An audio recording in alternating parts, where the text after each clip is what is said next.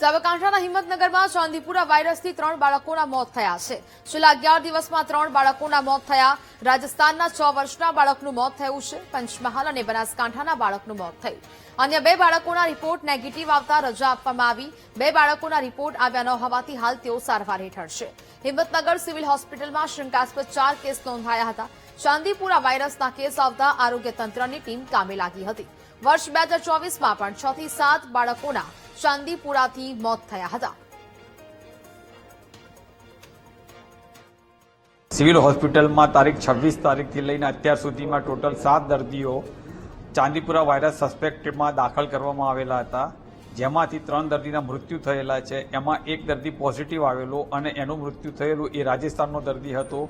બાકીનો એક report negative હતો પણ એનું મૃત્યુ થયું હતું અને એક રિપોર્ટ પેન્ડિંગ છે, એનું મૃત્યુ થયું છે. એટલે કુલ 3 દર્દીના મોત થયેલા છે અને 4 દર્દી છે એમાંથી એક દર્દી ડોક્ટરની સલાહ વિરુદ્ધ અહીંયાથી રજા લઈને ગયેલું છે અને 2ના રિપોર્ટ આવવાના બાકી છે. 2024માં પણ ચાંદીપુરમ વાયરસ જ્યારે આવ્યો ત્યારે આવું બની રહેલું છે. અત્યારે પીડિયાટ્રિક વિભાગમાં નીચેના ગ્રાઉન્ડ ફ્લોર ઉપર સારવાર હેઠળ છે. પીડિયાટ્રિક ટીમ એમની સારવાર કરી રહી છે.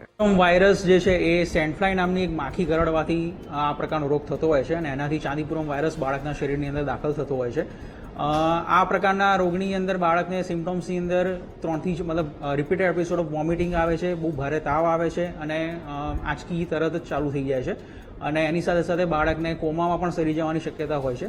યુઝ્યુઅલી આ એકદમ રેપિડલી પ્રોગ્રેસિવ ડિસીઝ છે, એટલે 1 થી 2 દિવસની અંદર જ બાળકને એકદમ કોમાની અંદર જતું રહેતું હોય છે બાળક યુઝ્યુઅલી.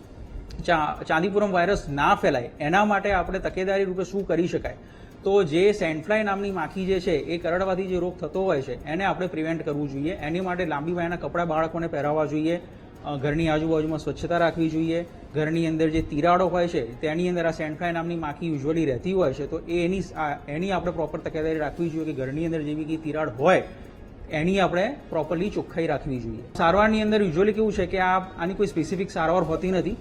આપણે બાળકોને સિમ્પ્ટોમેટિક ટ્રીટમેન્ટ આપતા હોઈએ છીએ. એની અંદર બાળકને ઓક્સિજન છે, વેન્ટિલેટરી સપોર્ટ છે, તેની સાથે સાથે ખેંચ ના આવે તેના માટેની દવાઓ છે અને યુઝ્યુઅલી કેવું હોય કે કન્ટિન્યુઅસલી ખેંચ આવે તેના કારણે બાળકના મગજની અંદર પ્રેશર વધી જતું હોય છે, તો પ્રેશર ઘટાડવા માટેની જે દવા હોય એ પ્રકારની દવા આપણે સારવાર કરતા હોઈએ છીએ. યુઝ્યુઅલી આ 15 વર્ષથી નાની ઉંમરના બાળકો જે હોય એની અંદર થતો હોય છે, કેમ કે બાળકોની રોગપ્રતિકારક શક્તિ ઓછી હોય છે તેના કારણે યુઝ્યુઅલી અને દેર આર હાઈ પ્રોન કે એ લોકો બહાર રમતા હોય એ રીતે, એટલા માટે એક્સપોઝર એ લોકોનું વધારે હોય છે. એટલા માટે લેસ ધેન 15 યર્સના જે બાળકો હોય એને આ રોગ થવાની શક્યતા સુધી વધારે હોય છે.